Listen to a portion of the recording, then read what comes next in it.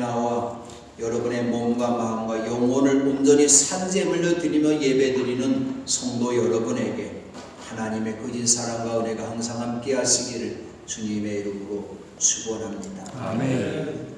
종종 길을 걷다 보면 거리에다가 양쪽 전봇대에다가 현수막을 이렇게 걸어놓은 걸 볼 수가 있어요.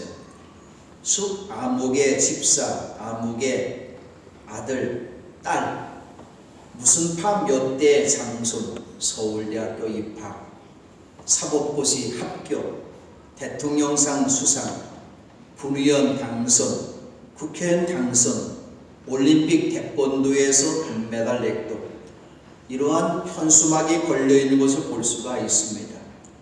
그 사람의 이름과 그의 가문과 그의 출신 학교와 지역을 자랑하기 위함입니다.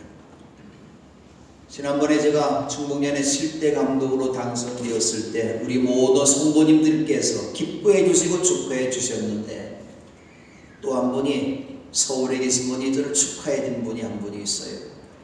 장로연합회장을 지나셨던 문옥 장로님이신데 저를 만나더니 문씨가 한 분의 자랑입니다. 처음으로 문씨가 감독됐다는 얘기죠.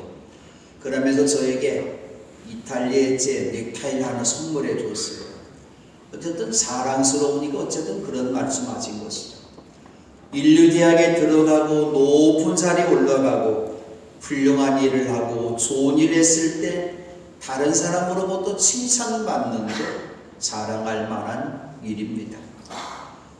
지난 39년 동안 변함없이 일요일을 지키면서 자기를 자랑하는 방송 프로그램이 하나 있는데, 제목부터가 자기를 자랑하는 전국 노래 자랑입니다.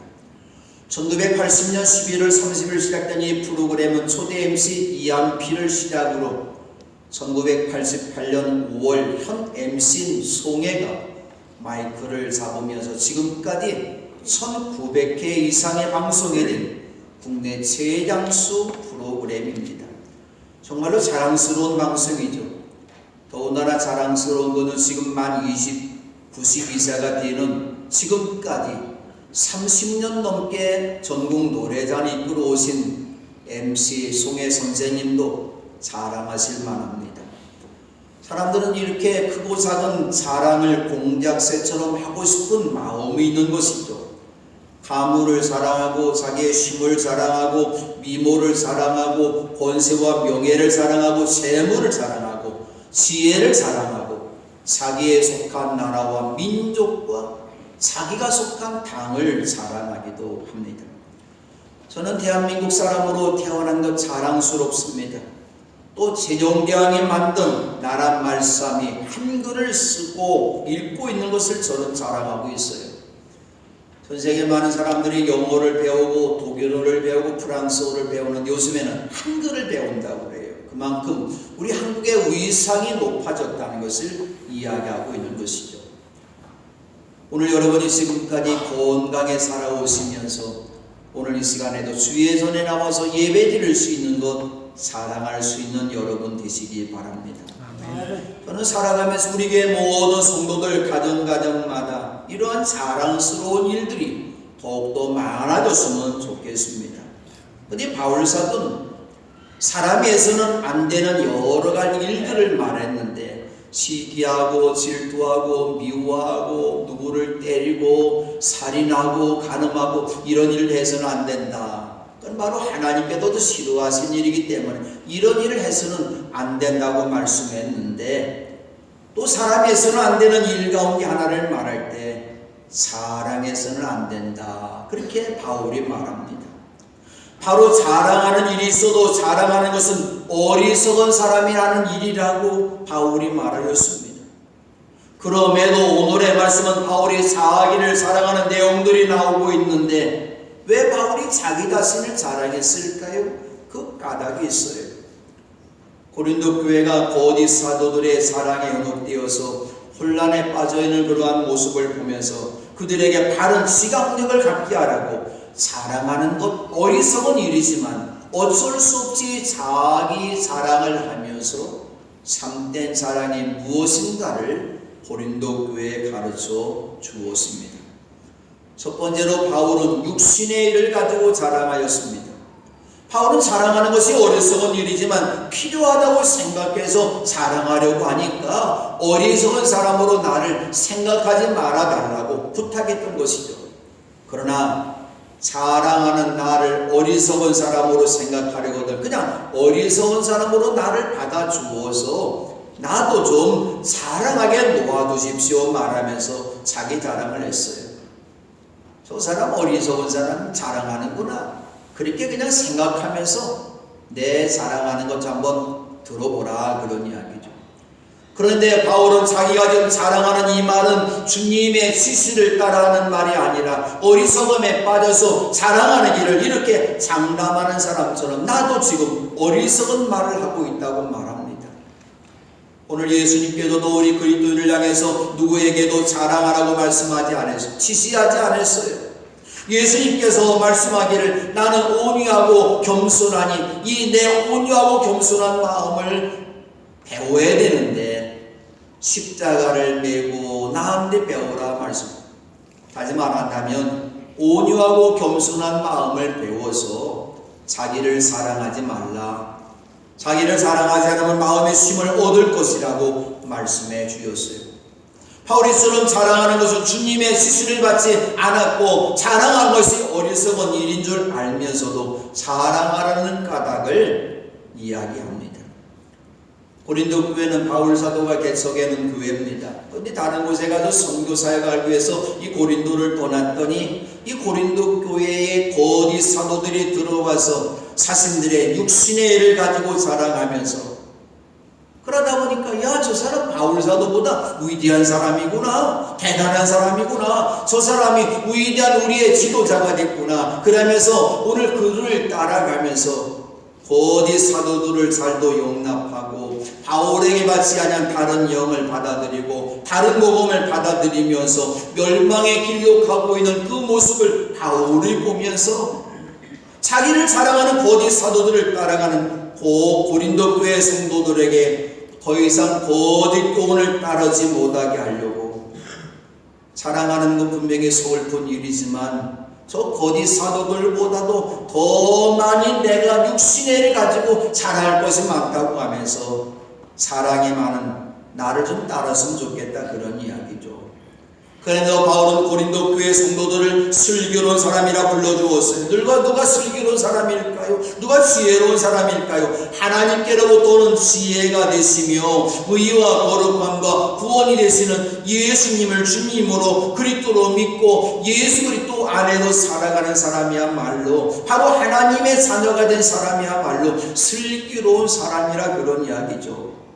그럼 슬기로운 사람, 지혜로운 사람이라면 분별력이 있어야 되는데 바울을 대적하는 거짓 사도들이 자기를 자랑하면서 고린도 교회 성도 여러분들을 향해서 종으로 부리고 있고 여러분을 잡아먹고 있고 여러분을 골리고 있고 누가 여러분을 얕보고 있고 여러분을 향해서 자기를 자랑하면서 자랑거리 없는 고린도 교회 여러분들을 뺨을 때리고 있는데 여러분은 가만히 있는 사람 아니냐? 그러면서 고린도 교회를 책망했던 것이죠. 바울을 대적하는 거짓 사도들이 자기를 자랑합니다. 성도들 위해 군림합니다. 왕처럼 군림하면서 고린도 교회 성도들을 종처럼 부리고 있어요. 골리고 있어요. 얕보고 있어요. 때리고 있습니다. 그런데 이러한 것들을 보았지만 바울 사도는 그들처럼 나는 이렇게 자랑치 못하겠구나. 너무나 내가 약해서 자랑할 것이 없어서 너무나 약해서 거짓 선생들처럼 나는 그렇게 하지 못하겠다고 하는 것이죠. 그러나 고린도 교회를 혼란스럽게 만들고 있는 거짓 사도들이 감히 자기 자랑하면서 성도들을 잘못된 길로 인도하는 모습을 보면서 바울이 나도 감히 육신의 일을 가지고 자랑해 보겠다고 말했던 것이죠. 자랑하는 것 어리석은 일이지만 고린도 교회 성도들이 사랑하는 거짓 사도들의 뒤를 따라가는 모습을 바울이 보면서 나도 그들보다 더 큰 자랑이 있음을 말하면서 그들 따라가지 말고 다르게 가르치는 나를 따라오라고 하는 말이죠. 그래서 내가 어리석은 말을 하겠다는 것이죠.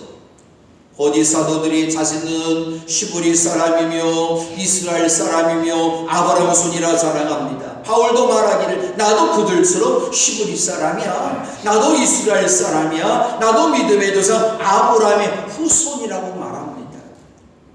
육신의 일을 갖고 사랑한다 했을 때 신약 성경에서 바울보다도 자랑거리가 많은 사람은 없어요. 바울은 길리기아 다소에서 태어난 유대 사람이었습니다. 그럼에도 불구하고 그는 로마의 시민권을 소유한 사람, 그 당시 최고의 강대국, 문화가 가장 많이 발달되고 철학이 발달되고 경제가 발달된 로마의 시민권을 갖고 있는 사람, 그리고 자라날 때에 우리들만의 촌동네에서 자란 것이 아니라 이스라엘에서 가장 큰 도시 예루살렘에서 자라났고 최고의 석학 가말리엘 선생의 문화에서 이스라엘 조상의 율법의 엄격한 방식을 따라 교육을 받은 박사 중의 박사였으며 율법학자가 된 사람입니다. 우리가 바울보다 더 큰 육신의 모습의 일을 자랑할 수 있는 것이 있을까요? 우리가 좋은 대학 나오지 못했어요. 좋은 무대도 자라나지 못했습니다. 우리는 율법학자도 아닙니다. 그렇다면 자랑하는 것이 어리석은 일임을 안다면 무슨 일이든지 우리는 자랑해서는 안 된다고 하는 것이죠. 두 번째로 바울이 그리스도의 일꾼으로 산 일들을 자랑합니다. 바울을 대적하는 거짓 사도들이 자신들은 그리스도 일꾼이라고 자랑했는데 바울도 내가 정신 나간 사람처럼 말합니다마는 나는 더욱 그리스도의 일꾼이라고 말하였습니다.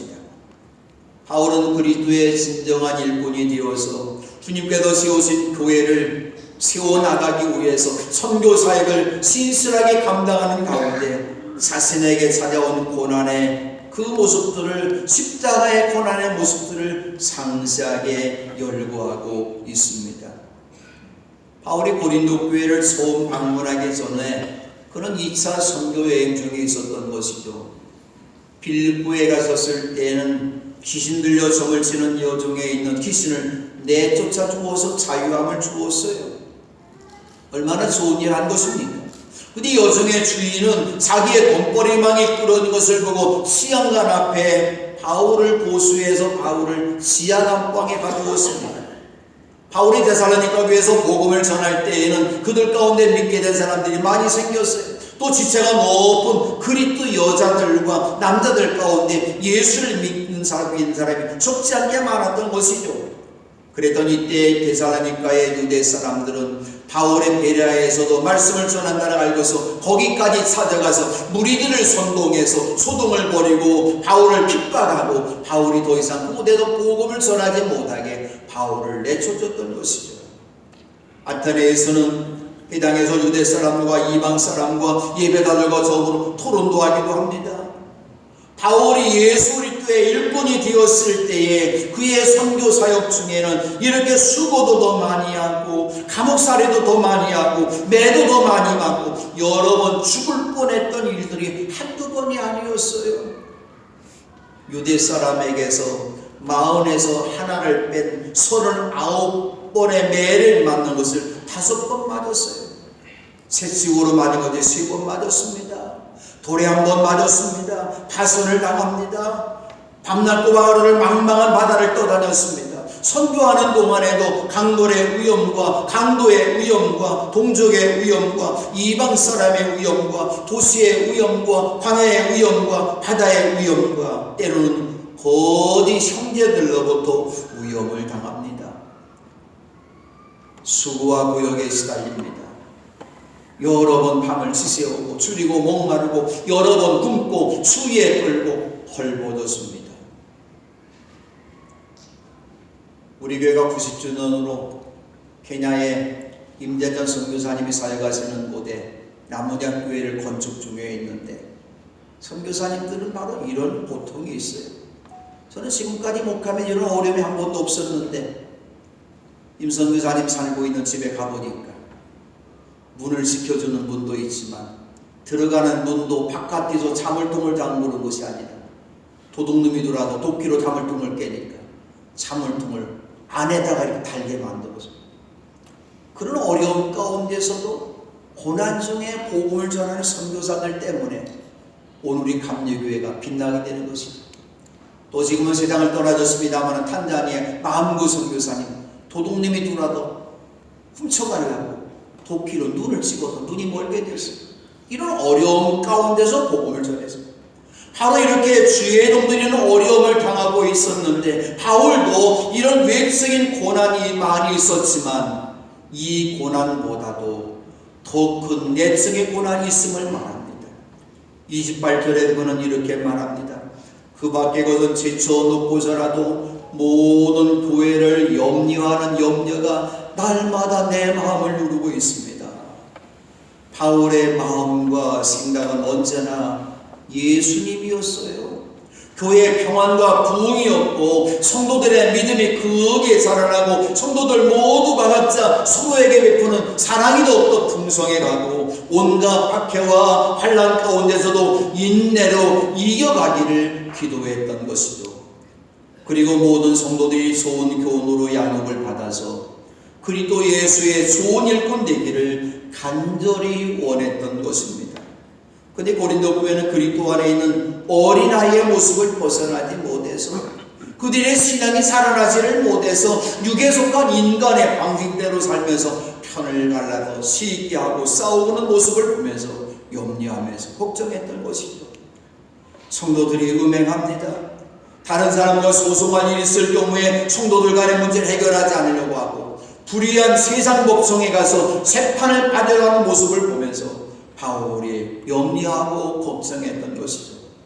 그리스도의 일꾼된 바울의 이 거룩한 염려가 있었기 때문에 가는 곳마다 교회를 아름답게 세우고 교회를 교회답게 만드는 일을 했던 것이죠. 우리가 바울보다 더 큰 그리스도의 일꾼의 일을 하였습니까? 아마도 저도 마찬가지지만 그런 일이 없었던 것이죠. 그렇다면 교회를 위해서 우리가 지금까지 수고한 작은 일들, 바울에 비하면 너무나 작은 일들, 우리가 부지하고 헌신하고 남을 돕고 헌금한 것, 자랑할 것 하나도 없다고 한 것이죠. 남에게 보이려고 의로운 일을 하였다면, 사람들 앞에도 자랑했다면 하늘에 계신 하나님 아버지에게로부터 상을 받지 못할 것입니다. 왜냐하면 미리 자랑의 상을 받았기 때문입니다. 우리가 자랑하지 않아도 주님께 오시는 그날 우리가 착하고 신실하게는 달란트를 주님 앞에 내놓았을 때에 주님께서 우리가 하는 모든 일들을 보시며 착하고 신실한 종이라고 칭찬해 주시고 의의 면류관, 생명의 면류관, 영광의 큰 면류관을 상급으로 주실 것입니다. 세 번째로 바울은 자신의 약점들을 자랑하였습니다. 성경에 자기를 자랑하는 사람의 마지막에 어떻게 될 것인가를 가르쳐주고 있습니다. 두루왕은 지혜와 총명이 많은 사람입니다. 지혜와 총명을 갖고 많은 재산을 모았고 모든 창고에 금과 은을 쌓아서 재산을 늘려나갑니다. 또 자기가 미모를 자랑합니다. 이 사람 미모가 잘생겼나 봐요. 미모를 자랑하다가 그만 마음이 교만해졌어요. 자기의 부귀 영화를 자랑하다가 지혜를 흐려졌을 때에 하나님께서 두루왕을 땅바닥에 쓰러뜨려서 죄가 되게 하시고 부경포로가 되게 하십니다. 결국 두루왕은 자기를 자랑하다가 멸망의 심판을 받았다고 에스겔 선지자가 증언하고 있습니다. 페르시아 왕국에서 왕으로부터 그 벼슬을 받고 다른 내신들보다 더 높은 자리에 앉게 된 하만이라는 사람은 친구들과 자기 아내를 세레스를 불러놓고 자기는 재산이 많은 사람이야. 나는 아들을 많이 낳은 사람이야. 왕이 여러모로 나를 이렇게 영화롭게 해주고 다른 내신들보다도 다른 신하들보다도 더 높은 벼슬자리에 앉혔다고 자기를 더 높이 자랑합니다. 하만은 그 사람 때문에 교만해서 자기에게 손을 나지 않는 모르드게를 죽이려고 자기 집에 높이 50자짜리 상대를 높이 세워 놓았는데 결국 자신이 그 상대에 매달려 죽었습니다. 자기 자랑이 자기를 죽인 것입니다. 모세도 인생이 어떻게 된다는 걸 분명히 알았던 것이죠. 우리 인생은 언젠가 다 뒷불로 돌아가는 죽을 인생들이죠. 아침에 돋아나서 꽃을 피우다가도 저녁에는 시들러 말라버려 사라져가는 인생들이고, 그것도 우리 인생의 연수가 70이며 간간하면 80이라도 그 연수의 사랑은, 모세가 말합니다, 그 연수의 사랑은 수고와 슬픔뿐이요 그것도 빠르게 지나가니 마치 날아가는 것 같다고 말했습니다. 부자들이 자기들의 돈을 자랑합니다. 권세를 자랑합니다. 야고보가 말합니다. 부자는 꿀의 꽃과 같이, 풀의 꽃과 같이 사라질 것이기 때문에 자기가 낮아지게 된 것을 자랑하라고 교훈하였습니다. 바울도 자랑에 마지못하게 될 것을 알았기 때문에 고린도 교회를 혼란스럽게 만드는 거짓 선생들이 그들의 간교한 자랑을 멈추게 하라고 자신도 잠시 육신의 일을 가지고 자랑했지만 그 자랑 어리석은 자랑이야. 그리스도 일꾼으로서 위대한 자랑도 어리석은 자랑이야 말하면서 참된 자랑이 무엇인가를 우리에게 말씀합니다. 바울이 말합니다. 꼭 자랑을 해야 한다고 하면 나는 내 약점들을 자랑하겠습니다. 바울의 자신의 약점들을 자랑한 이 말씀은 예수님의 마음과 십자가의 은혜를 체험한 사람의 말씀입니다. 예수님은 하나님이십니다. 하나님의 모습을 지니신 하나님이십니다. 그럼에도 하나님과 동등함을 당연하게 생각하지 않고 오히려 자기를 비우어서 종의 모습을 취하시고 사람같이 뛰셨고 자기를 더 낮추시고 흉악범이나 죄를 진 노예를 죽이는 십자가의 죽기까지 순종하신 연약한 약점이 있었던 것이죠. 바울도 자신에게 약점이 있음을 자랑합니다. 누가 믿음이 약해져서 시험에 빠져 괴로워하면 바울도 자신이 시험에 빠진 것처럼 약해지고 염려하고 괴로워하고 기도하면서, 또 다른 성도들 때문에 누가 연약해서 실족하고 넘어지면 자기가 깊은 늪에 빠진 사람처럼 자신의 마음을 애태우고 복음으로 그를 위로하고 격려하고 사랑하면서 그 영혼을 살리는 일을 했던 것이죠. 바울은 육신의 일로 자랑하고 그리들근에서 한 사람을 자랑했지만 그 사랑은 어리석은 자랑이라고 말하면서 자신의 사랑은 약점들, 연약한 것들을 자랑한다고 말합니다. 바울의 자신의 약점들을 자랑했던 말은 거짓말이 아님을 영원히 찬양받으실 주 예수 하나님께서 아신다고 말했습니다. 믿음이 연약한 사람 위해서 자신도 약해져 시험받아도 실족된 사람 위해서 함께 마음을 애태우고 괴로워하고 염려하면서 위로하면서 함께 울고 기도하는 것이야말로 주님께서 기뻐하시는 것입니다. 연약한 것 우리에게 약점이 아니에요. 연약함은 오히려 주님께서 함께 하시는 은혜의 통로가 된다고 하는 것입니다. 로마서 8장 26절 말씀입니다. 이와 같이 성령께서도 우리의 약함을 도와주십니다. 우리 어떻게 기도해야 할지를 알지 못하지만 성령께서 친히 이루다 말할 수 없는 탄식으로 우리를 대신하여 간구하여 주십니다.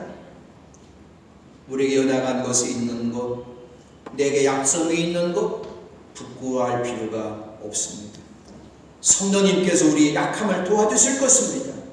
약할 때 강함이 되시고 쓰러진 나를 이끌어 세워주시고 탕자를 받아주시는 예수님을 바라보시기 바랍니다. 바울은 연약했어요. 그렇게 능력 있는 사람이었지만 교우들의 도움을 받았다고 간증합니다.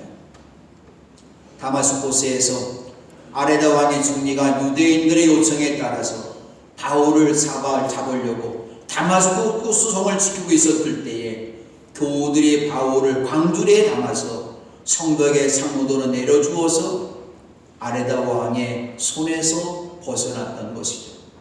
이곳에서 목회하는 지 언제나 하나님의 말씀을 전하고 여러분 외에도 때때로 기도하지만 때때로 여러분의 도움과 격려가 필요할 때가 있습니다. 그때마다 저를 위해서 기도해 주시고 도와주시기를 바랍니다. 제가 바로 서 있어야 이 교회가 바로 서 있을 수 있기 때문입니다. 바울은 그리스도인의 참된 자랑이 무엇인지를 말하였습니다. 육신의 일로 많은 자랑거리가 있어 그리스도의 일꾼으로 삼일을 자랑거리가 많이 있었지만 그 모든 자랑은 어리석은 사람의 자랑이라고 선언하면서 자신의 약점들, 연약함을 자랑하였습니다. 그 사랑은 무엇일까요? 예수님의 은혜와 능력과 도우심을 필요로 하는 사랑입니다. 하나님께도 다윗 왕을 크게 쓰신 까닭이 무엇이 있을까요? 다윗은 왕이 되었을 때 많은 전차와 기마가 있었습니다. 금은보화가 많이 있었습니다. 다윗은 통일왕국 시대를 이루었습니다. 오늘로 말한다면 다윗 왕은 대통령 권세 가진 사람이었어요. 큰 군사를 갖고 있는 사람입니다. 어쩌면 이북이나 저 미국의 핵미사일 갖고 있는 것이죠. 재물도 많이 있습니다. 아름다운 미모와 힘이 있었어요. 근데 다윗은 이 모든 것 자랑하지 않았던 것이죠. 다윗은 결코 육신의 일을 갖고 자랑하지 않고 그가 자랑해 무엇입니까요? 그는 언제나 오직 주 우리 하나님의 이름만을 끊임없이 자랑하며 찬양했던 것이죠. 오늘의 말씀의 결론의 말씀입니다. 바울의 참된 자랑이 무엇일까요? 갈라디아서 6장 14절 말씀입니다. 그런데 내게는 우리도 예수 그리스도의 십자가 밖에는 자랑할 것이 아무것도 없습니다. 그리스도로 말미암아 내 쪽에서 보면 세상이 죽었고 세상 쪽에서 보면 내가 죽었습니다. 이제 어리석은 육신의 일들을 가지고 자랑하는 사람들을 버리고 바울처럼 참된 자랑하는 자랑이 여러분의 자랑이 되시기 바랍니다. 영광의 십자가를 지신 주님을 바라보며 여러분의 자랑이 되시기 바랍니다. 그리스도 일꾼이 되어서 충성되게 일하게 하심을 자랑하십시다. 주님의 일을 하다가 주님 때문에 찾아오는 고난을 자랑하십시다. 다른 성도들 때문에 나도 연약하게 됐음을 자랑하십시다. 이것이야말로 주님께도 기뻐하시는 성도들의 참된 자랑입니다.